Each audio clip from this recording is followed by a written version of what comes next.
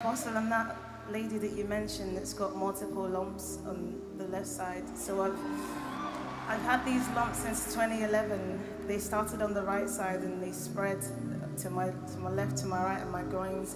I've had to do a surgery on the right to remove the scar tissue, and so it's one of my prayer points that I put down. And when you mentioned it, and then you kept praying, but before you mentioned it, you said, God is saying, don't say, is it going to dry up? Just keep your focus on Jesus. And I felt that was speaking to me, and so I just focused on Jesus. And then you mentioned the case, and you said, go and check. And this morning when I woke up in my hotel room, it was flared up as it normally is. And I've just checked, and it looks like it's drying up. Stand amazed in your presence.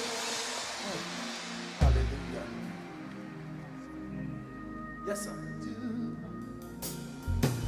I stand amazed. I stand amazed in your presence. There is no peace and hope. I stand amazed. I stand amazed in your presence. There is nothing you cannot do. I stand amazed in your holy presence. I stand amazed in your presence. There is joy, peace, and hope. There is joy, peace, and hope.